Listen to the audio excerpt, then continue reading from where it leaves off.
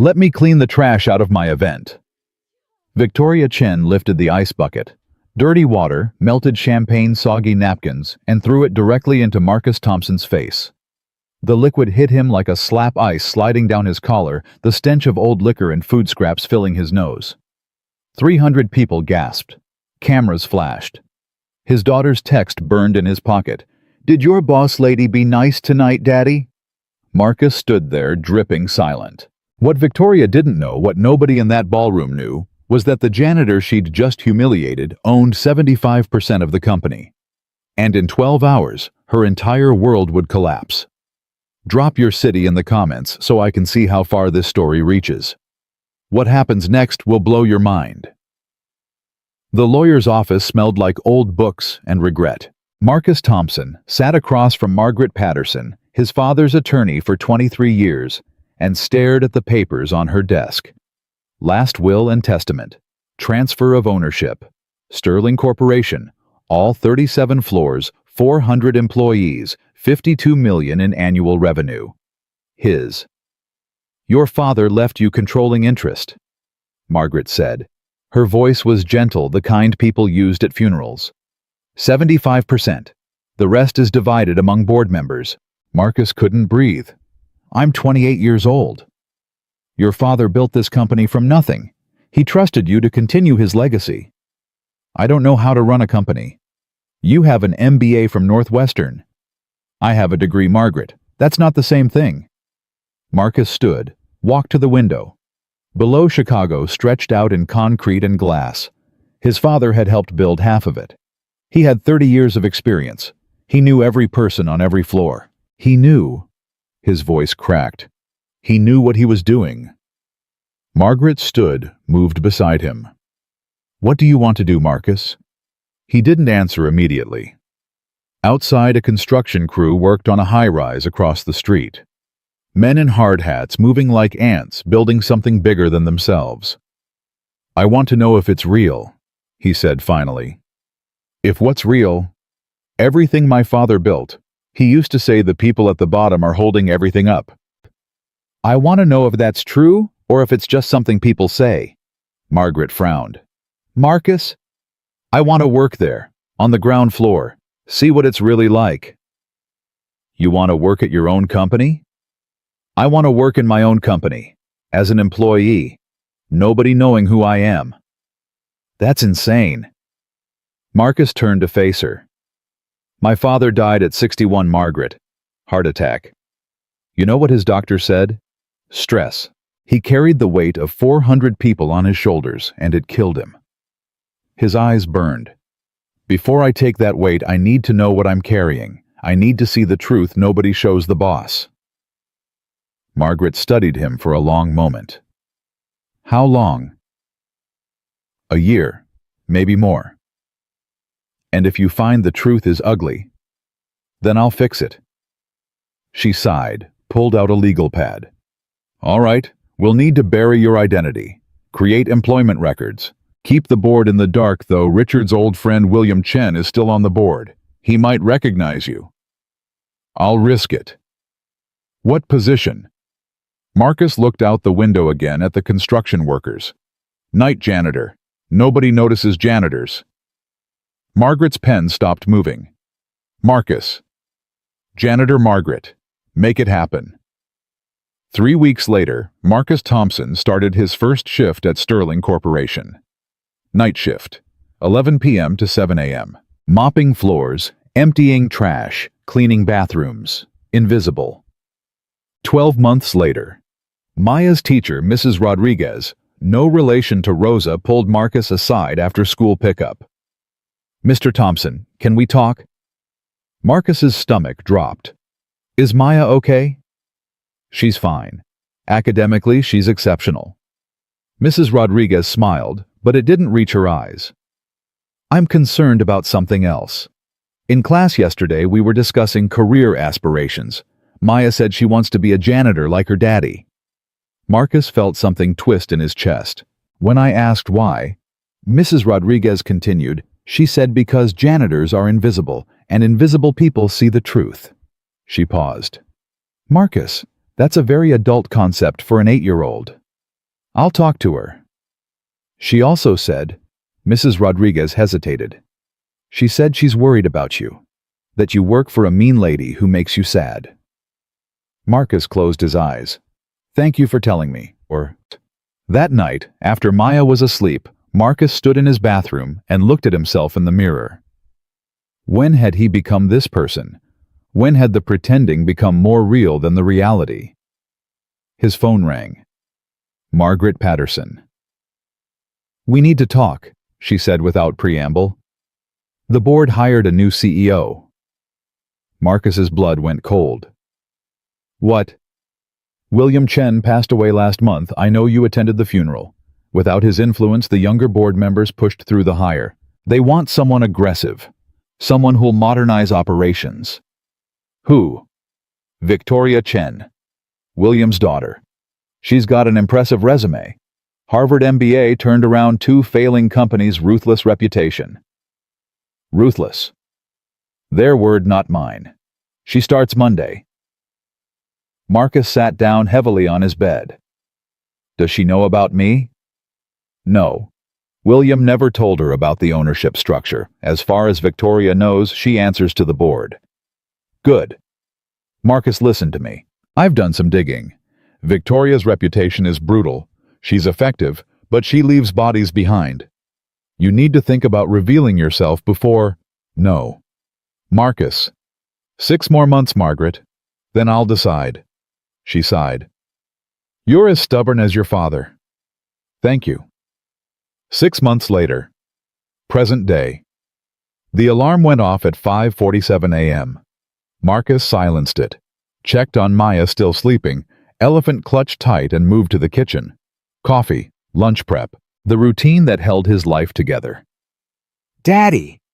Maya appeared, rubbing her eyes. Moana pajamas twisted from sleep. Hey, baby girl. You're up early. I had a dream about you. She climbed onto the kitchen chair. You were wearing a fancy suit, like a king. Marcus's hands stilled over the sandwich. Yeah, what was I doing? Being brave. She looked at him with those impossibly wise 8-year-old eyes. Is tonight the party where the mean lady gets a trophy? It is. Are you gonna be brave tonight? Marcus knelt in front of her. What if being brave meant everything changed? Would that scare you? Maya touched his face. Nothing you do could scare me, Daddy. You're my hero. Something cracked in Marcus's chest. Get dressed. I'll make eggs. Drop off at Oakwood Elementary. Maya grabbed her backpack, then stopped. Daddy, promise me something. Anything, baby. Don't let mean people make you small. She kissed his cheek. You're too big for that. Marcus watched her run toward the school backpack, bouncing until she disappeared through the doors. Then he pulled out his phone. Margaret, tonight, after the gala. We move tomorrow morning. Are you sure I'm done being invisible? Sterling Corporation rose into the Chicago sky, like a monument to everything his father built. Marcus parked in the employee lot, far from the executive spaces, and grabbed his duffel. In the locker room, he changed into his uniform, navy blue work pants, matching shirt. Marcus stitched over the pocket, steel-toed boots. Morning, Marcus. Rosa Rodriguez stood by her locker pulling out cleaning supplies. 72 years old, 19 years at Sterling, hands gnarled from decades of scrubbing. Morning, Rosa. How's your grandson? Her face lit up. Honor roll first in our family. That's wonderful. It is. The light faded from her eyes. I just wish I could be there more. But Victoria cut overtime 4 months ago. I work 40 hours, rent takes 35 hours of pay. Math doesn't work anymore. Marcus's jaw tightened. How much are they shortchanging you? Shortchanging, no, she just... Rosa paused. She cut everyone's overtime, said it was streamlining operations. But Marcus, some of us need those hours. I know. She doesn't see us. We're just numbers on a spreadsheet to her. After Rosa left, Marcus stood alone in the locker room. He pulled out his phone and opened a file Margaret had sent weeks ago. Victoria's cost-cutting measures, overtime eliminated, health benefits reduced, pension contributions frozen. Her salary increased 22% the same quarter. Marcus closed the file and went to work. The morning passed in familiar rhythm. Empty trash, mop floors, clean bathrooms, stay invisible. On the 12th floor, 2 managers talked outside a conference room. Did you see what Victoria did to the Henley account proposal? Stole credit again. Completely. Sarah worked on it for 3 months. Victoria presented it yesterday like it was her idea. Sarah's name wasn't mentioned once. That's Victoria. Climb over anyone, steal anything, never apologize. Marcus mopped nearby, silent as a ghost. On the 19th floor, he found Sharon pregnant, exhausted, crying in the break room. She called me incompetent, Sharon sobbed to her coworker. In front of the entire department. Said if I can't handle the workload, maybe I should stay home and focus on being a mother. Sharon, you need to report her. And lose my job, I'm 6 months pregnant. Nobody else will hire me. I can't afford to fight her. Marcus cleaned the tables, rage building beneath his calm exterior. On the 24th floor, his father's old office, now Victoria's, he came face to face with her. Victoria Chen was 43, dressed in a black power suit that probably cost $3,000. Her hair pulled back tight, eyes sharp as glass. You! She snapped her fingers at him. Conference room B, there's a coffee spill. Handle it, now. Yes, ma'am. Don't call me ma'am, Ms. Chen. Marcus nodded, turned to leave. And janitor. Victoria's voice stopped him. Try to be invisible. Your presence is distracting. Marcus looked at her directly. I'll do my best, Ms. Chen. Something flickered in her eyes, irritation that he'd met her gaze, but she dismissed him with a wave. Behind him, her assistant Kelly whispered, Was that necessary? He's a janitor, Kelly. He doesn't require courtesy, he requires management. Marcus walked away before he did something he'd regret. Not yet. Not until everyone saw exactly who she was.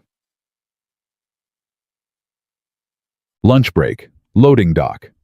Marcus sat beside Kevin Torres, 24-year-old marketing intern. She destroyed my campaign proposal, Kevin said, stabbing his salad. Didn't even read it. Just said, this is why interns shouldn't lead projects. Was it good? It was brilliant. 6 weeks of work. My supervisor loved it. But Victoria doesn't care. Kevin's voice cracked. I'm 24. I'm Latino. I'm nobody to her. Marcus chewed his sandwich slowly. You're not nobody, Kevin. Try telling her that. They sat in silence. Marcus pulled out his phone, opened a file. Kevin's proposal. Margaret had pulled it from the server. It was brilliant, creative, data-driven. Everything Victoria's strategy lacked.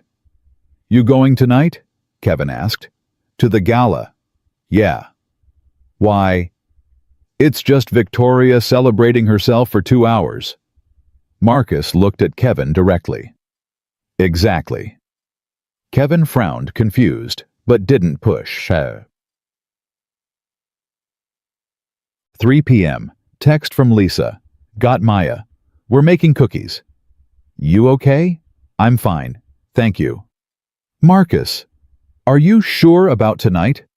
Marcus stared at the message. Then he typed, I've never been more sure about anything in my life.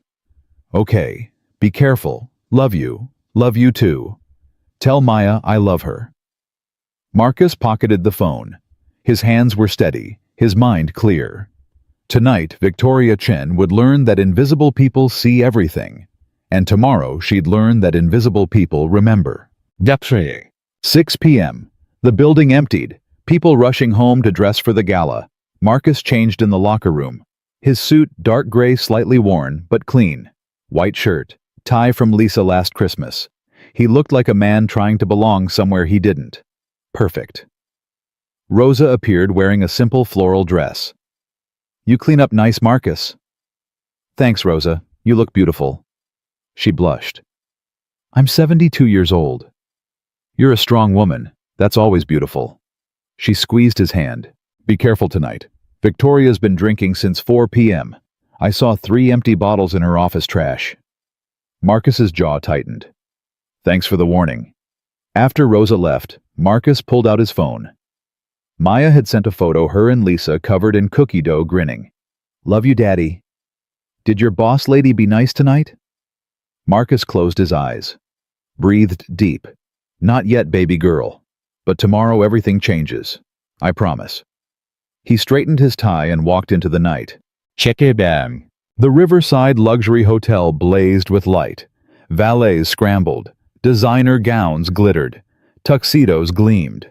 Marcus walked through the front entrance and felt every eye turn toward him. He didn't belong. Everyone knew it. Near the coat check, James Crawley, head of security, Victoria's boyfriend, 6'3", of arrogant muscles, spotted him and smirked.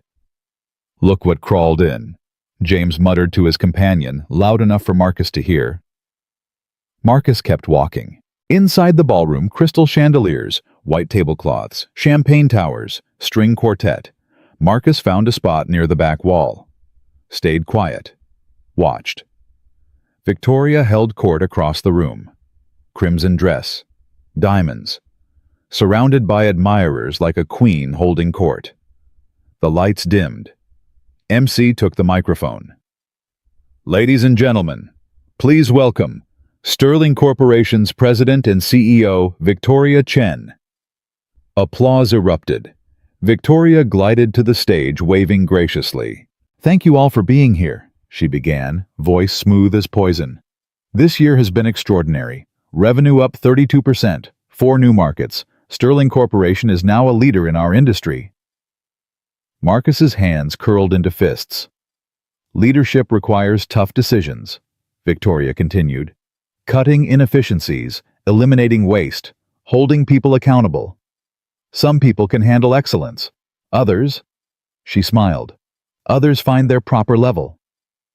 More applause, laughter. She talked for 20 minutes. Her vision, her strategy, her success. Not once did she mention the people who actually did the work. When she finished, the room exploded with applause. Victoria stepped down, grabbed champagne, turned, and saw Marcus. Her smile vanished instantly. What the hell are you doing here? I was invited, Marcus said calmly. All employees were invited. Employees. She spat the word. You're the janitor. This event is for professionals. I am a professional. Victoria's face flushed. You clean toilets, Marcus. You don't belong here. James appeared beside her. Time to go, buddy. Marcus didn't move. I have every right to be here. You have nothing, Victoria hissed, alcohol loosening her tongue. You're nobody. A bottom feeder. The only reason you're employed is because we need someone to mop up after real workers. Phones came out. People whispered. Cameras pointed. You should leave, Marcus said quietly, while you still have the chance. Victoria's eyes went wide. Then she laughed, sharp, cruel. Are you threatening me, you pathetic? She turned, grabbed the ice bucket from a nearby catering station. Half-melted ice. Dirty water. Soggy napkins floating in champagne residue. Let me clean the trash out of my event. She lifted the bucket and threw it directly into Marcus's face. The impact staggered him. Ice-cold water exploded across his face, soaked his suit, dripped from his hair. The smell of old alcohol and food scraps filled his nose. The ballroom went silent. 300 people stared. Someone's champagne glass hit the floor.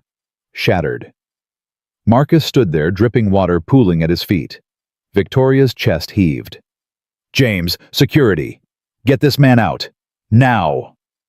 James and 2 guards grabbed Marcus's arms, dragged him toward the exit.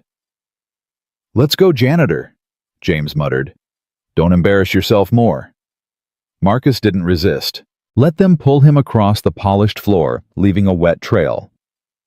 As they shoved him through the ballroom doors, Victoria's voice rang out triumphant.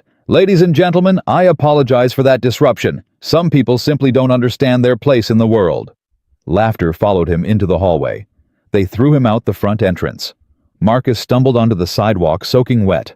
A valet looked away quickly, too embarrassed to witness the humiliation. Marcus stood there, water dripping from his clothes, and pulled out his phone. Maya's text glowed on the screen. "Did your boss lady be nice tonight?" His hands shook, not from cold, but from rage so pure it felt like clarity. He scrolled to Margaret Patterson. "It's done," he said when she answered. "Tomorrow morning, 9 a.m.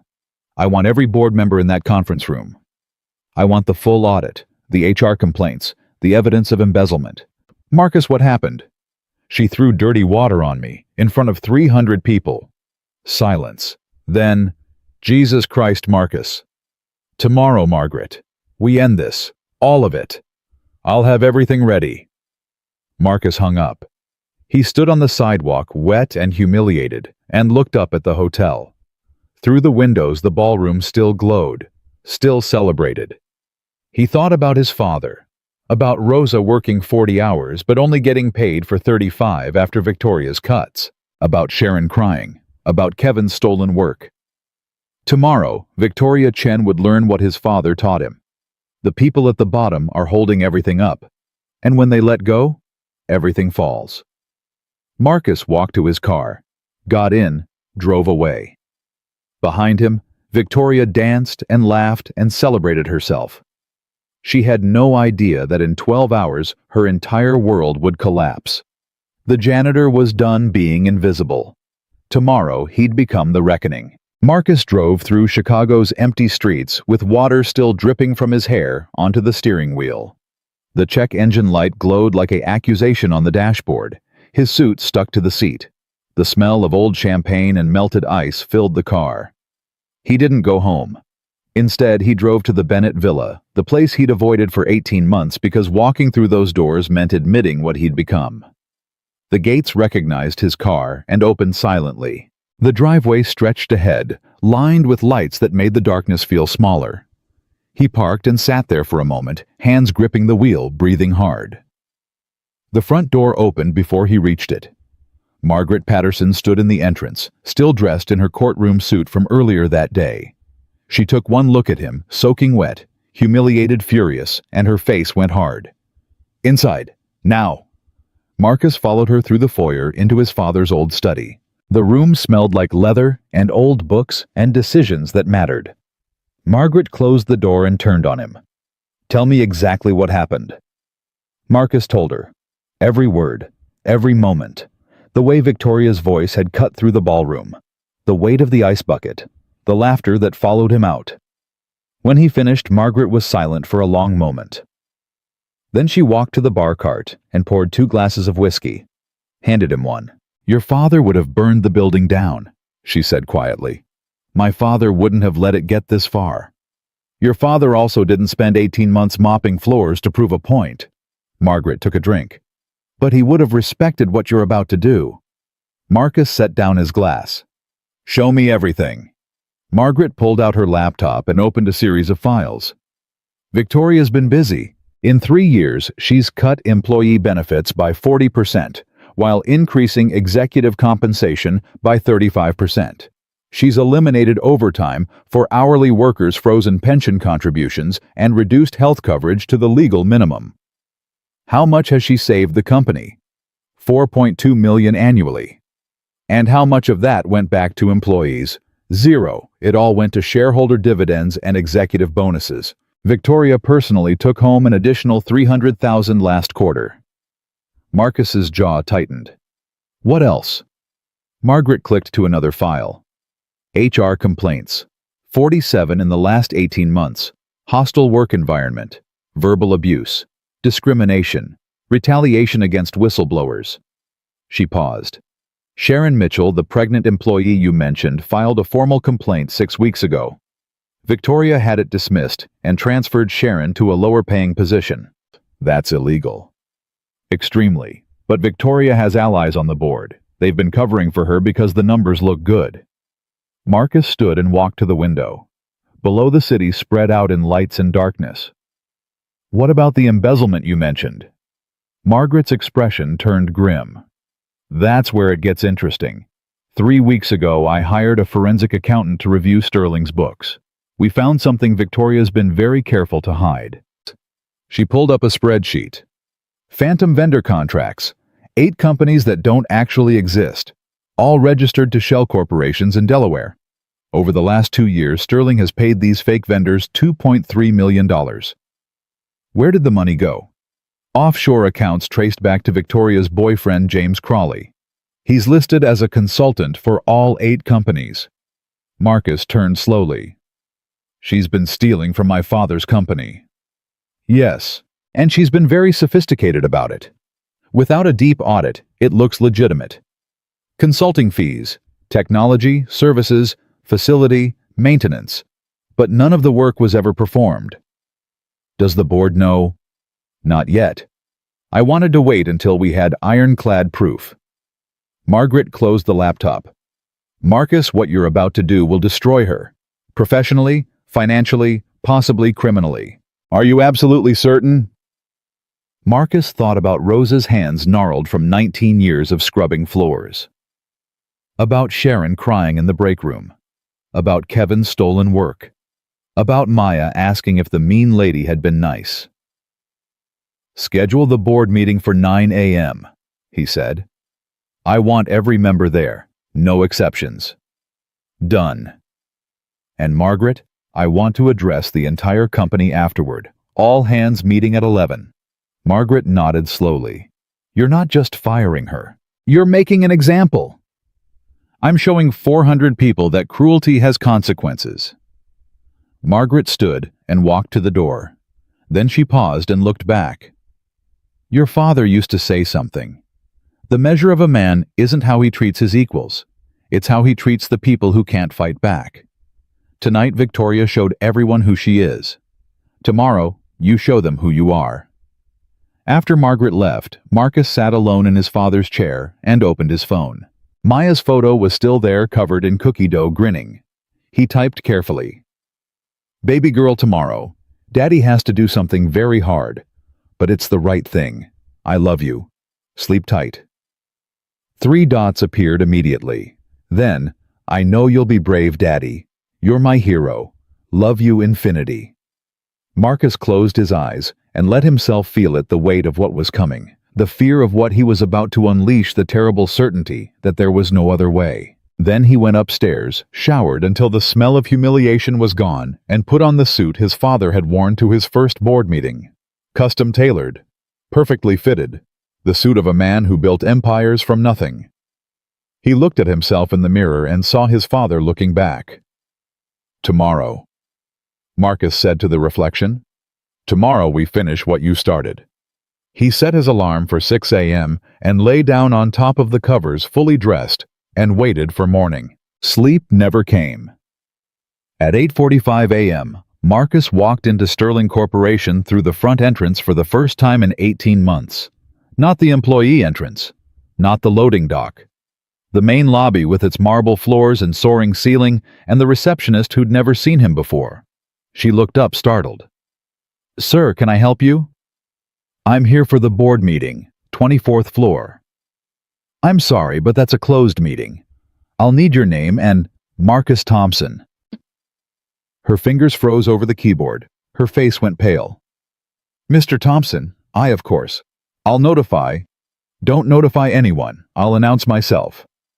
He walked past her to the executive elevator, the one he'd cleaned 100 times but never ridden.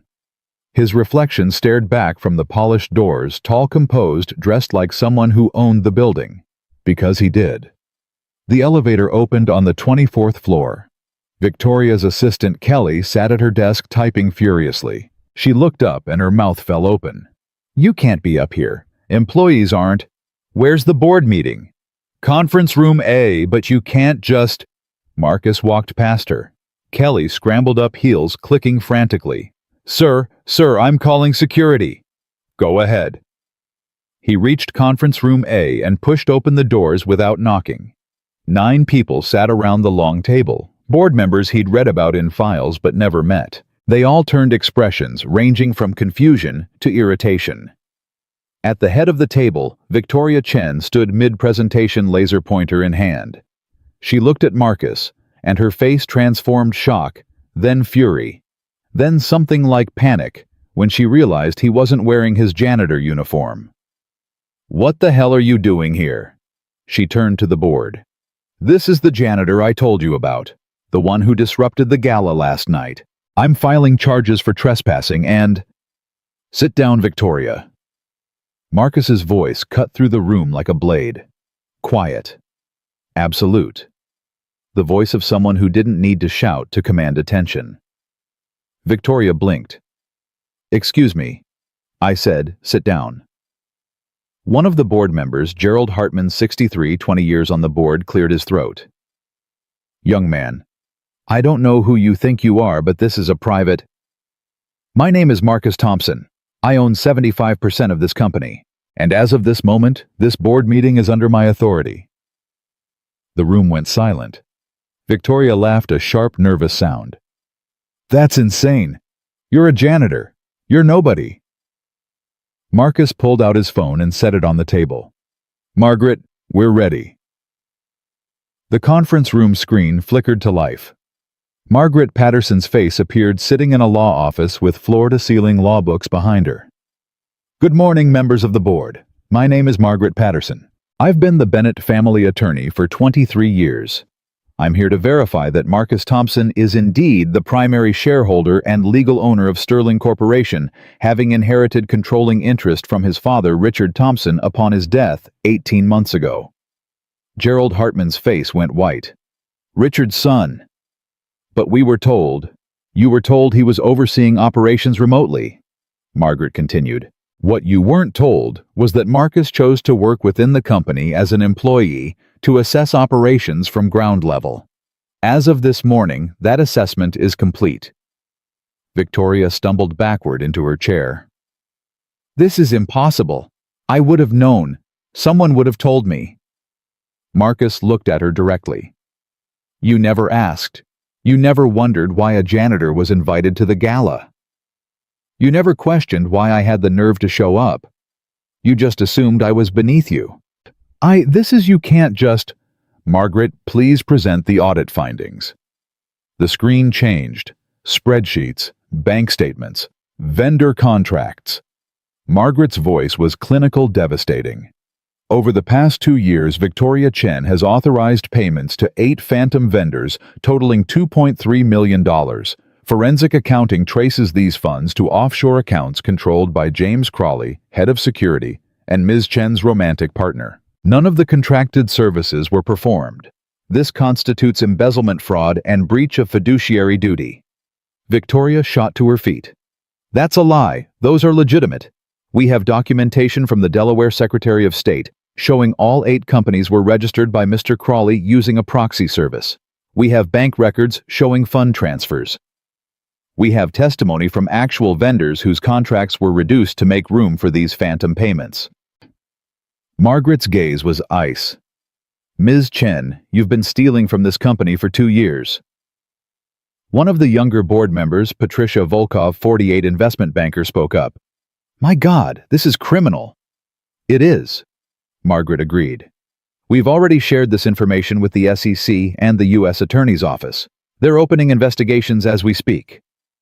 Victoria's knees buckled. She grabbed the table for support. It wasn't my idea. James handled all the vendor contracts. I just signed." "You signed fraudulent documents," Marcus said quietly. "You profited from stolen money. You're culpable." "Please," Victoria whispered. "Please, I can fix this. I'll pay it back. I'll resign quietly. Just don't—" "Margaret, show them the HR complaints." The screen changed again.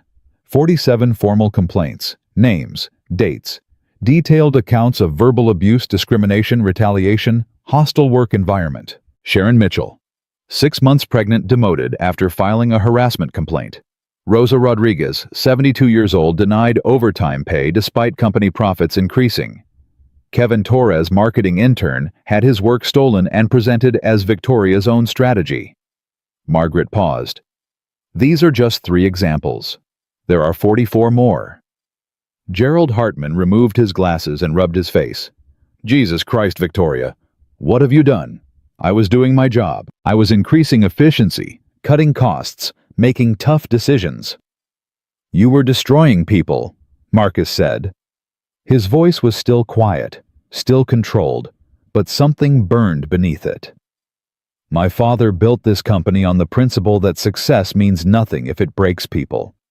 You took his legacy and turned it into a machine that chews up human beings and spits out profit. Victoria's eyes filled with tears. I didn't mean I was under so much pressure. The board wanted results. The shareholders wanted growth. I was just... You were cruel, Marcus said. You humiliated employees. You stole credit. You cut benefits while increasing your own salary. And last night, in front of 300 people, you threw dirty water on me because you believed I was powerless. He leaned forward. But Victoria, I was never powerless. I was just watching, learning exactly who you are. Victoria collapsed into her chair, sobbing. Patricia Volkov turned to Marcus. What do you want to do? Marcus straightened. Victoria Chen is terminated immediately. James Crawley is terminated immediately. Both are permanently banned from Sterling Corporation property. Criminal referrals are being filed with appropriate authorities. The board will vote to void all executive compensation paid to Ms. Chen over the past 2 years pending legal resolution. Agreed, Gerald said immediately. The other board members nodded one by one. Victoria looked up, mascara streaming down her face. Marcus, please, I'm begging you. I have a reputation. I have a career. This will destroy everything. Marcus thought about Rosa's gnarled hands, about Sharon crying, about Kevin's stolen work, about Maya asking if the mean lady had been nice. You destroyed people, Victoria. Now you understand what that feels like. He turned to Margaret. Have security escort Ms. Chen from the building. She has 15 minutes to collect personal items. Nothing else. Already arranged, Margaret said. James Crawley is being terminated simultaneously on the second floor. Marcus nodded and walked toward the door. Wait, Gerald called out. Marcus, the company needs a CEO. Are you taking the position? Marcus paused. For now, I'll oversee operations directly. We'll discuss long-term structure next week. Today, I need to talk to the employees. He walked out, leaving Victoria sobbing at the table. Her empire collapsed in less than 30 minutes. In the hallway, Kelly stared at him with wide eyes. I didn't know. I swear I didn't know who you were. It's all right, Kelly. You weren't supposed to know. He paused.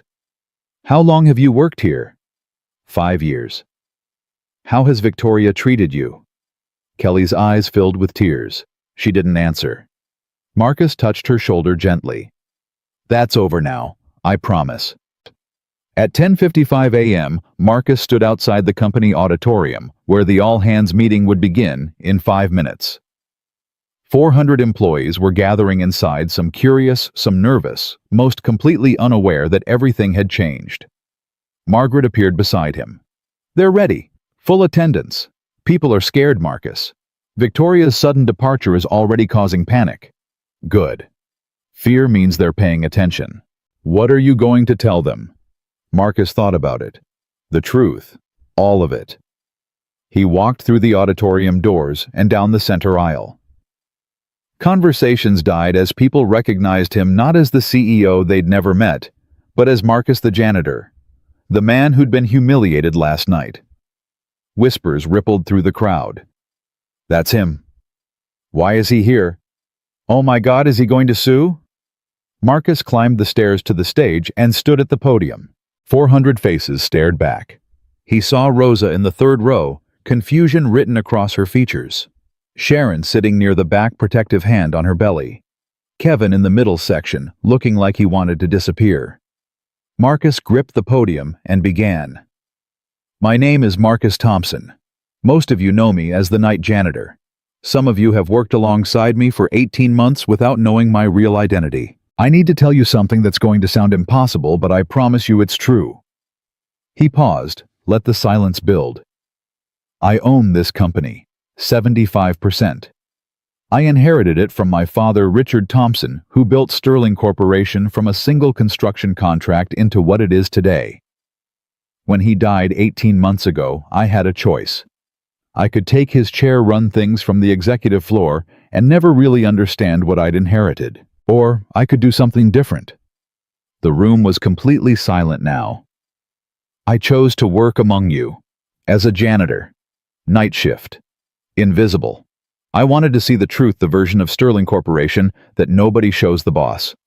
I wanted to know if what my father built was real, or if success had corrupted it into something else. Rosa's hand went to her mouth. For 18 months I watched, I listened, I learned, and what I found broke my heart. Marcus's voice grew harder. I watched Victoria Chen humiliate employees for mistakes that weren't their fault. I watched her steal credit for other people's work. I watched her cut benefits while increasing her own compensation. I watched her create a culture where fear replaced respect, where cruelty was mistaken for strength, where people came to work every day terrified of losing everything. Heads nodded throughout the auditorium. Last night at the gala, Victoria threw dirty water on me in front of 300 people. She did it because she believed I was powerless. Because she believed janitors don't matter. Because she built an empire on the idea that some people are worth more than others. Marcus paused, let the anger he'd been holding settle into something colder. This morning I fired her. I fired James Crawley. I've referred both of them for criminal prosecution for embezzling over $2 million from this company. The board has voted to void their compensation pending legal resolution. Gasps erupted. Applause started somewhere in the back and spread like wildfire. Marcus raised his hand for silence. But I didn't come here to celebrate. I came here to apologize. The applause died immediately. I let Victoria's abuse continue for 18 months because I wanted to see how bad it would get. I wanted documentation, evidence, proof. But every day I waited was another day Rosa's overtime was denied. Another day Sharon faced harassment. Another day Kevin's work was stolen. I chose strategy over protecting you, and for that, I am deeply sorry. The room was silent again, but different now. Listening. My father used to say, the people at the bottom are holding everything up. Victoria forgot that. She believed success meant standing on top of people instead of lifting them up. So here's what's going to change starting today. Marcus pulled out a document. Effective immediately, all overtime restrictions are lifted. Hourly employees can work overtime with proper approval and will be paid time and a half as legally required. Health benefits are being restored to pre-Victoria levels. Pension contributions resume next quarter. Profit sharing will be implemented company-wide. If Sterling succeeds, everyone succeeds. More applause. People were standing now. Rosa Rodriguez is promoted to Director of Facilities. Sharon Mitchell is promoted to Senior Project Manager with full maternity leave. Kevin Torres is moved to the Executive Marketing track with his original proposal being implemented as company strategy. Rosa was crying. Sharon covered her mouth. Kevin looked stunned. But more than policy changes, I promise you this. No employee of Sterling Corporation will ever again be humiliated, degraded, or made to feel worthless. My father built this company to create opportunity, not destroy dignity. Anyone who violates that principle will answer to me directly. Marcus stepped back from the podium. I know I've lost your trust. I know that working as a janitor while secretly owning the company feels like deception. You're right to feel that way. I'm asking for the chance to earn back your trust by showing you every day that Sterling Corporation exists to serve the people who work here, not the other way around. He looked directly at Rosa. Thank you for being kind to a janitor you thought was nobody. You showed me what my father's legacy really means. Then he walked off the stage as 400 people rose to their feet, applauding not the CEO, but the man who'd mopped their floors, and finally decided to stop being invisible. The applause followed Marcus out of the auditorium and into the hallway where the sound finally faded behind closing doors. His hands were shaking. He pressed them flat against his sides and kept walking until he reached the executive elevator. Inside alone, he let out a breath he'd been holding for 18 months. The elevator doors opened on the 24th floor. Kelly sat at her desk red-eyed, typing furiously. She looked up when Marcus approached. "Mr. Thompson, I've been fielding calls all morning. The media wants statements. Shareholders are demanding explanations. The SEC called twice. And—" She paused, voice dropping. "Victoria's lawyer called. She wants to negotiate." "There's nothing to negotiate. He said she's willing to return the money, all of it, if you'll drop the criminal referral." Marcus stopped walking. "Tell her lawyer that the U.S. attorney doesn't work for me. Once I made the referral, it left my hands. If Victoria wants mercy, she can plead her case to federal prosecutors." Kelly nodded and made a note. "Also, there are about 30 employees waiting outside your office. They want to talk to you." Marcus looked down the hallway. People lined the walls, some he recognized from his night shifts, others he'd never spoken to. They stood quietly, respectfully waiting. "Send them in one at a time," Marcus said. "And Kelly, thank you for staying. I know this morning has been chaotic. Mr. Thompson, can I ask you something?" "Of course." "Did you really work night shift for 18 months, cleaning bathrooms and mopping floors?" "I did." Kelly's eyes filled with tears again. "I complained about you once, to Victoria. You missed a spot in the executive bathroom and she made me write you up. I felt terrible about it, but she said if I didn't do it, she'd question my loyalty." Her voice cracked. "I'm so sorry." Marcus touched her shoulder gently. "You were surviving, Kelly. Victoria created an environment where survival meant complicity. That's on her, not you." After Kelly composed herself, Marcus walked into his father's old office. Someone had already removed Victoria's personal items, the motivational posters, the awards, the photos of her accepting accolades. The space felt empty, waiting to be filled with something real. Marcus sat in his father's chair for the first time. The leather was worn smooth where Richard's elbows had rested during late-night decisions. Marcus ran his hand over the armrest and felt the weight of inheritance settle fully onto his shoulders. A knock at the door. "Come in." Rosa Rodriguez entered slowly, hands clasped together. She looked smaller, somehow more fragile in the executive space than she ever had, pushing a cleaning cart. "Mr. Thompson, I don't even know what to call you now." "Marcus, please. It's still just Marcus." Rosa's face crumpled. "You let me complain to you. About Victoria. About the overtime cuts. About my grandson. You listened to me like I mattered. You do matter, Rosa. But you were the owner the whole time. You could have fired Victoria right then, stopped everything." She wiped her eyes. "Why didn't you—" Marcus gestured to the chair across from his desk. Rosa sat carefully perched on the edge, like she might damage something expensive. "I needed proof," Marcus said. "Not just that Victoria was cruel, but that the cruelty was systemic. That it affected everyone, not just isolated incidents. If I'd fired her after one complaint, she'd have claimed discrimination, sued the company, and walked away with millions.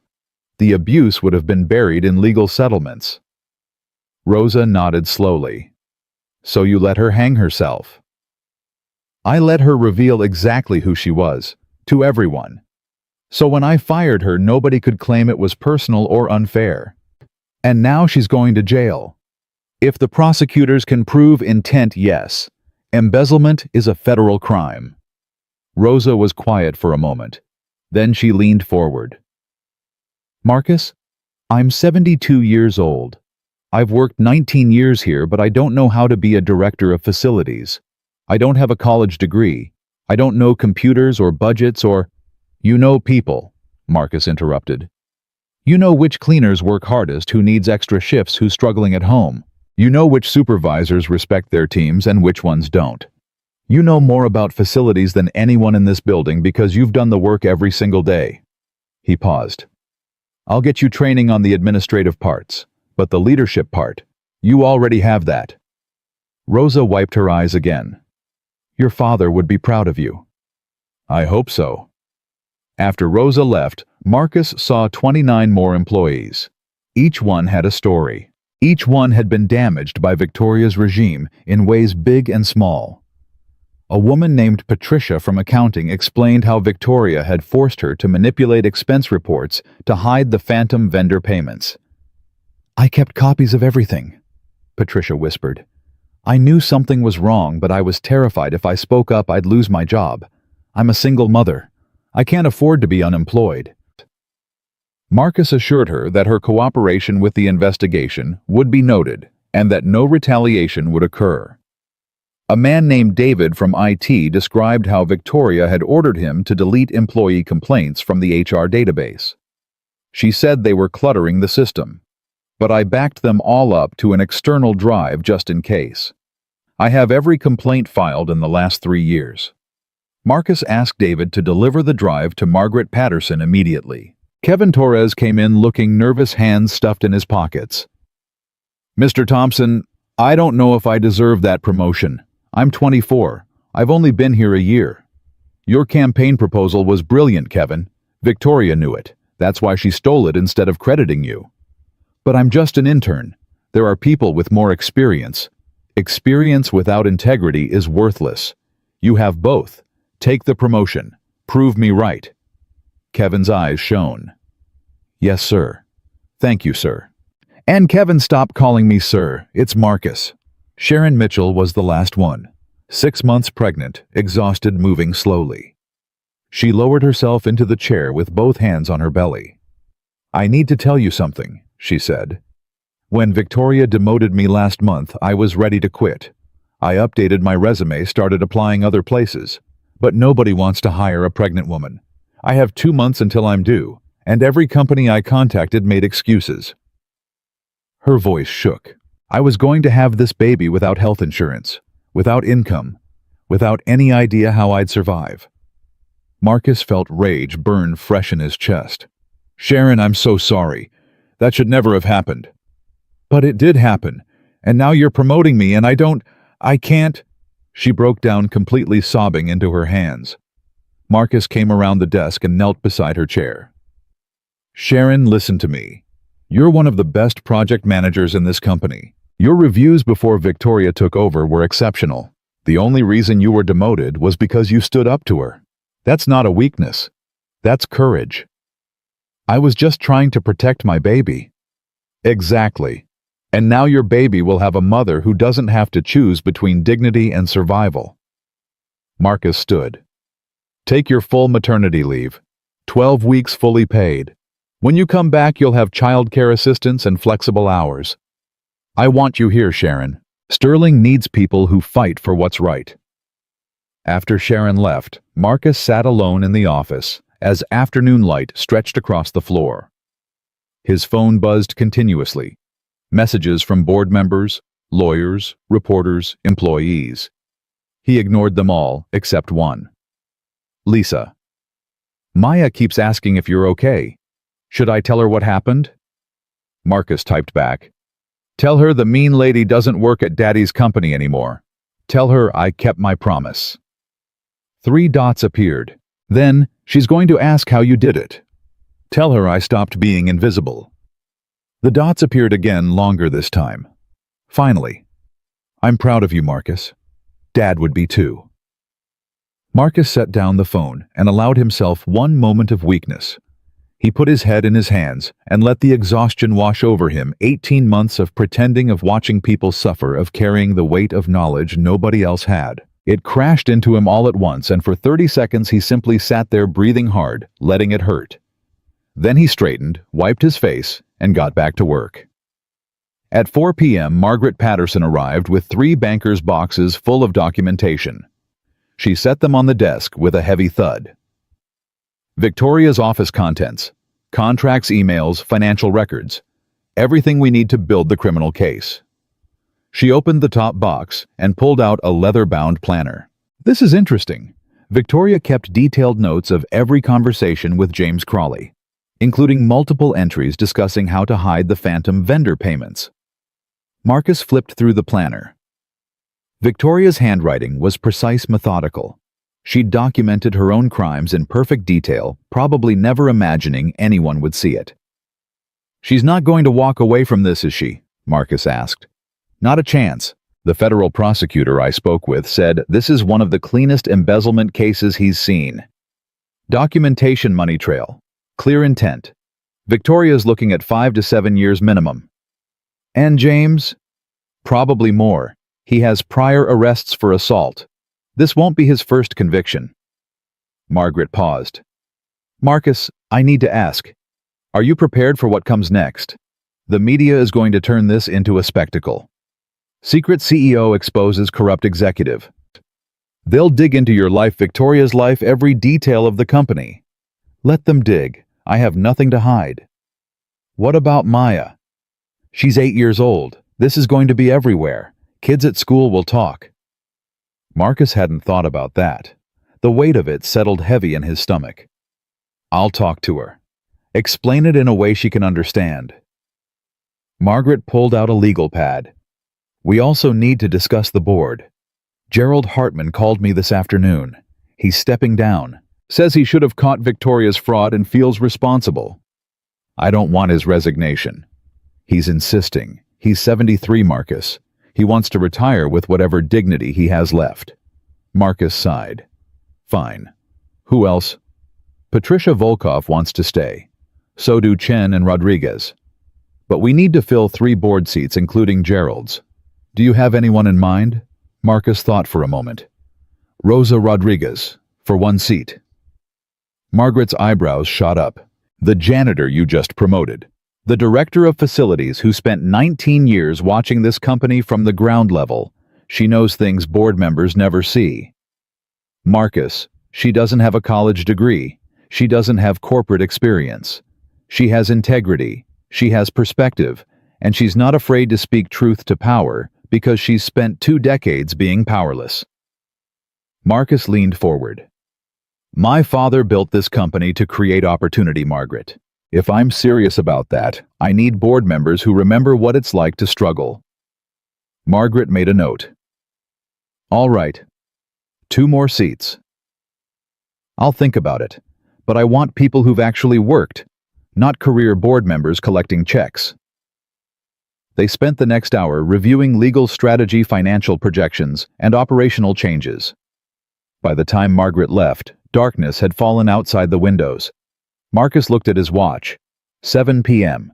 He'd been in the office for 12 hours. His phone rang. "Lisa."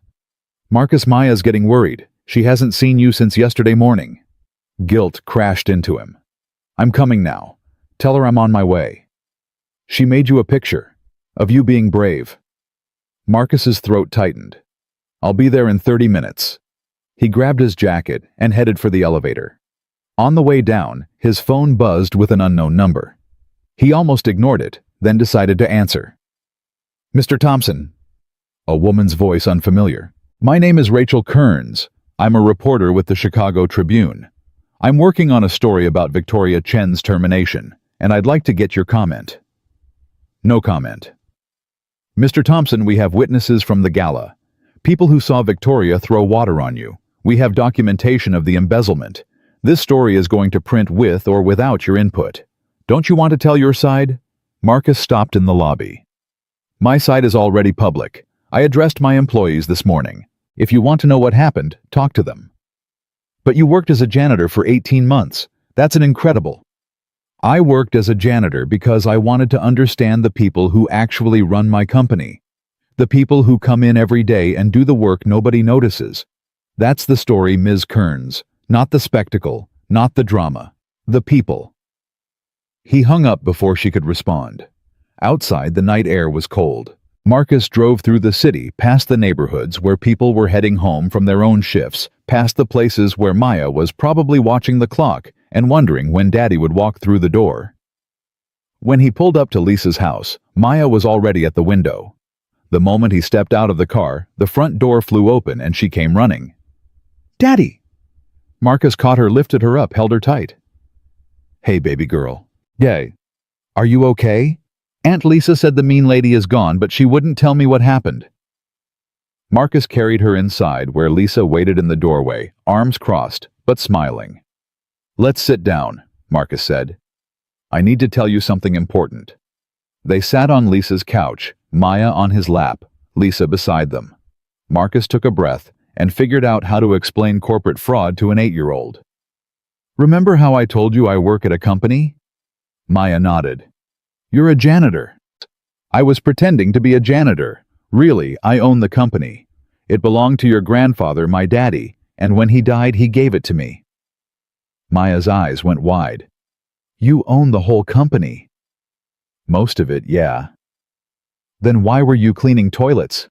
Lisa snorted. Marcus shot her a look. "Because I wanted to see what the company was really like. Not the version bosses see, but the truth. And what I found was that the lady running things, Victoria, was being very mean to people." "The mean boss lady?" "Yes. So today, I told her she couldn't work there anymore." Maya thought about this seriously. "Did you yell at her?" "No. I told her calmly and firmly. And then I told all the people who work at the company that things were going to be better." "Did they believe you?" The question hit harder than Marcus expected. "I hope so, baby. But I have to prove it. I have to show them every day that I mean what I say." Maya touched his face with her small hand. "You're good at keeping promises, Daddy. You promised the mean lady would stop being mean, and she did." Marcus pulled her close. "I love you, Maya." "I made you a picture. Want to see?" She scrambled off his lap and ran to the kitchen, returning with a piece of construction paper covered in crayon drawings. A stick figure in a suit stood in front of a building. A crown floated above his head. "That's you being the king of the company," Maya explained. "And that's your castle." She pointed to the building. "And that's me cheering for you." A tiny stick figure with pigtails stood to the side, hands raised. Marcus stared at the picture until his vision blurred. "It's perfect, baby. I'm going to put it in my office." "Really, the big office?" "The biggest office." Maya beamed. Then she yawned, covering her mouth with both hands. "Bedtime," Lisa said. "School tomorrow. But I want to stay with Daddy." "You can come home tomorrow," Marcus promised. "I'll pick you up from school myself. We'll get ice cream." "Chocolate. Whatever you want." After Maya was in bed, Marcus sat with Lisa at the kitchen table. She poured 2 glasses of wine and slid one toward him. "You did it," she said quietly. "You actually did it. Part of it. There's still legal proceedings, board restructuring, operational changes." "Marcus, stop." Lisa reached across and grabbed his hand. "You exposed a corrupt CEO, fired her, publicly revealed your identity to 400 people, and somehow managed to come out looking like a hero. Take the win." Marcus sipped his wine. "It doesn't feel like winning. It feels like I let people suffer for 18 months so I could make a point." "You gathered evidence. You built an airtight case. You made sure Victoria couldn't weasel out or claim discrimination." Lisa squeezed his hand. "And you showed every employee that you're not like her, that you see them as human beings, not assets." "I hope that's enough." "It will be. But Marcus..." Lisa's expression turned serious. "You can't keep pretending to be nobody. You're the CEO now. You have to actually lead." "I know. That means decisions other people won't like. Firing people who deserve it. Holding employees accountable. You can't save everyone just because you feel guilty about Victoria." Marcus nodded slowly. "Dad used to say leadership is about making hard choices people respect, not easy choices people like." He was right. Lisa stood and kissed the top of his head. "Get some sleep. You look like hell." Marcus finished his wine and drove back to the apartment, the small 2-bedroom that suddenly felt like a costume he'd outgrown. He stood in the doorway and looked at the worn couch, the cheap coffee maker, the laundry folded on the chair. Tomorrow, he'd start moving back to the Bennett villa. Not because he was abandoning humility, but because pretending to be poor when he wasn't felt as dishonest as Victoria, pretending to be competent when she wasn't. His phone buzzed. "Margaret." "Turn on the news." Marcus grabbed the remote. Channel 7 was running a breaking story. Victoria Chen's face filled the screen, her official corporate headshot polished and professional. The anchor's voice was grave. Former Sterling Corporation CEO Victoria Chen was arrested this evening on federal charges of embezzlement, fraud, and conspiracy. According to sources, Chen and her boyfriend James Crawley allegedly stole over $2 million from the company through fraudulent vendor contracts. Both face multiple felony charges. The screen cut to footage of Victoria being led out of her condo in handcuffs. She kept her head down, hair falling across her face. Behind her, James Crawley was also in cuffs, shouting at the cameras. "This is a setup. Marcus Thompson is lying. He's trying to destroy us." The anchor continued. In a shocking twist, Sterling Corporation is owned by Marcus Thompson, son of founder Richard Thompson. Sources say Marcus worked undercover as a janitor for 18 months to investigate company operations. Thompson could not be reached for comment. Marcus's phone exploded with messages. Reporters, employees, people he hadn't spoken to in years. He turned off the phone and sat in the darkness of his apartment, watching the story loop again and again. Victoria in handcuffs, James shouting, his father's company being dragged through headlines. Marcus thought about Rosa's gnarled hands, about Sharon's tears, about Kevin's stolen work. He thought about Maya's picture with the crown above his head. He thought about his father's voice. The measure of a man isn't how he treats his equals. It's how he treats people who can't fight back. Victoria had failed that test spectacularly.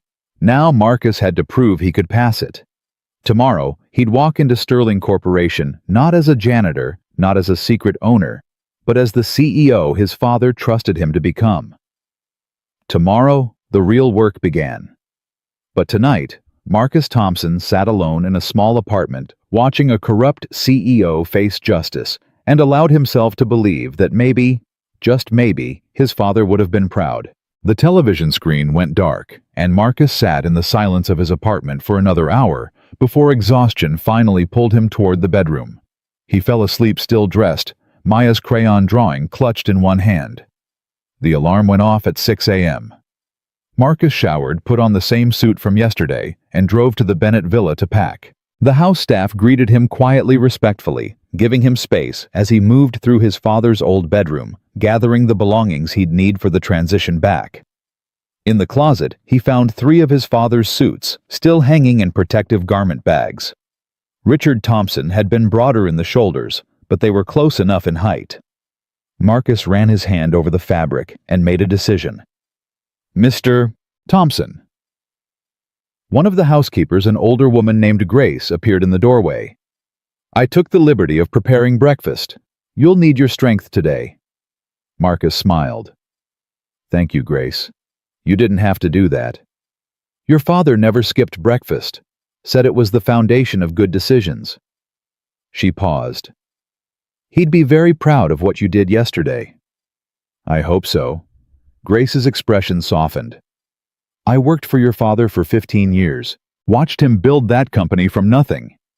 He always said the day he stopped seeing employees as people was the day he'd lost everything worth having." She touched Marcus's arm gently. "You just proved you're his son." After breakfast, Marcus loaded 2 suitcases into his car and drove to Oakwood Elementary. He arrived just as the morning bell rang, and Maya came running out of Lisa's car with her backpack bouncing. "Daddy, you came?" Marcus knelt and caught her in a hug. "I promised, didn't I? Ice cream after school, remember? Chocolate. Whatever you want, baby girl." He kissed her forehead. "Be good today. I'll see you at 3. Lisa walked over, keys jingling in her hand. "You were on the news again this morning. They're calling you the undercover CEO." Marcus groaned. "I hate that." "Get used to it. You're famous now." She grinned. "My brother, the folk hero."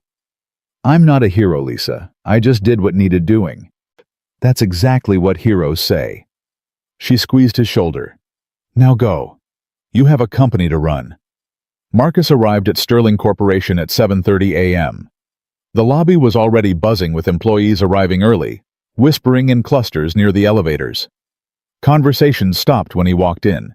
People stared, some nodding respectfully, others looking away like they weren't sure how to act around him anymore. The receptionist, a young woman named Amanda, who'd always greeted him cheerfully during his janitor shifts, looked up, and her face went pale. "Mr. Thompson, good morning. Should I call you Mr. Thompson now? Or is it still Marcus?" "It's still Marcus, Amanda. Nothing's changed except the uniform." She smiled nervously. "Right. Of course. There are about 15 reporters in the parking lot asking for interviews. Tell them I'm not available. They're pretty persistent. Then tell security to escort them off the property if they don't leave voluntarily."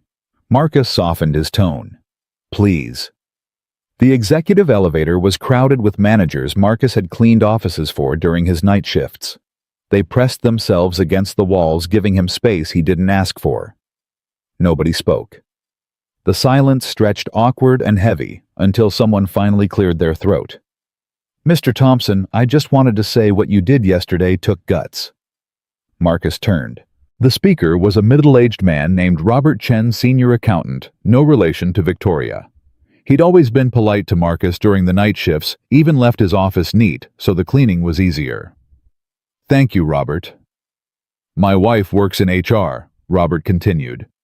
"She was one of the people Victoria forced to delete employee complaints. She's been terrified for months that she'd be held responsible." His voice cracked. "When you said yesterday that people were just trying to survive, that you understood, she cried for an hour. She hasn't stopped thanking you." The elevator doors opened on the 12th floor. Robert stepped out but turned back. "You gave us our dignity back, sir. Don't let anyone tell you that doesn't matter." The doors closed, and Marcus stood alone for the remaining floors, Robert's words echoing in his head. He'd been so focused on justice and evidence and strategy that he'd forgotten the simplest truth: people just wanted to be seen. Kelly was already at her desk when Marcus reached the 24th floor. She looked like she'd been crying again, but had pulled herself together with fresh makeup and determination. "Good morning, Mr. Thompson. Your schedule is packed. Margaret Patterson is waiting in your office. The board wants a meeting at 10. You have 17 interview requests from media outlets, and—" She hesitated. "There's someone here who doesn't have an appointment but says it's urgent." "Who?" "Victoria Chen's mother." Marcus froze. "Evelyn Chen is here." "In the lobby downstairs. Security wouldn't let her up without your permission." Marcus thought about it. Evelyn Chen was William Chen's widow, the board member who'd passed away months before Victoria was hired. Marcus had attended William's funeral, but barely spoke to Evelyn. "Send her up."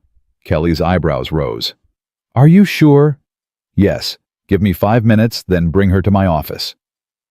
Marcus walked into his office where Margaret Patterson sat reviewing documents. She looked up, coffee in hand. "Morning. You look like hell." "Thanks, Margaret. Great pep talk." "I'm serious. You need sleep. Real sleep, not whatever you've been doing." She set down her coffee. "I came early because we have a problem. Victoria's legal team is claiming emotional distress and wrongful termination. She was embezzling millions of dollars. They're saying you orchestrated a public humiliation campaign, that you could have handled this privately, but chose to destroy her reputation deliberately." Marcus sat down hard. "Are they actually trying to sue?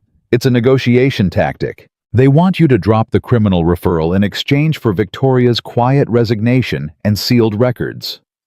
Margaret's expression was ice. "They're basically asking you to let her walk away." "Absolutely not. I told them you'd say that, so they're threatening to drag this through the courts for years. Depositions, discovery, media coverage. They'll make it as painful as possible." Marcus leaned back in his father's chair. "Let them try. We have documentation, witness testimony, forensic accounting. They have nothing except Victoria's tears and a good PR strategy." "Marcus, this is going to get ugly." "It's already ugly, Margaret. Letting her avoid consequences doesn't make it clean. It just teaches other people like her that cruelty is profitable." Margaret nodded slowly. "All right, I'll tell them we're proceeding with prosecution. but be prepared, Victoria's going to try to destroy you publicly if she can't win legally. A knock at the door interrupted them. Kelly poked her head in. Mrs. Chen is here. Send her in. Evelyn Chen walked into the office with the careful dignity of someone who'd spent a lifetime navigating difficult conversations. She was 71, small and elegant, wearing a dark blue dress and pearl earrings. Her eyes were red, but her composure was intact. Marcus, she said quietly. Thank you for seeing me. Marcus stood and gestured to the chair. Mrs. Chen, I'm sorry for everything. Evelyn sat carefully, hands folded in her lap. Margaret started to excuse herself, but Evelyn shook her head. Please stay, Ms. Patterson. I have nothing to hide. She looked at Marcus directly. I came to apologize for my daughter, for the damage she's done to your father's company, for the people she hurt. Her voice wavered, but held. William would be devastated. He respected Richard more than anyone. They built this company together in the early years. Mrs. Chen, you don't need to apologize for Victoria's choices. But I do. Evelyn's eyes filled with tears. Because I saw what she was becoming, and I said nothing. When William was dying, Victoria came to visit twice in 6 months. She was too busy climbing her career ladder to sit with her father while he faded away. She wiped her eyes. I should have known someone who couldn't show compassion to her own father wouldn't show it to anyone else. Marcus felt something shift in his chest. Victoria made her own choices. You're not responsible. I recommended her for the CEO position, Evelyn said quietly. After William died, the board was looking for someone aggressive, modern.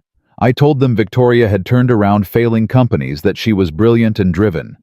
I pushed them to hire her because I wanted to believe my daughter was the success she claimed to be. She pulled a tissue from her purse and pressed it to her eyes. I handed her the keys to destroy everything William built, and she did it without hesitation. Margaret spoke gently.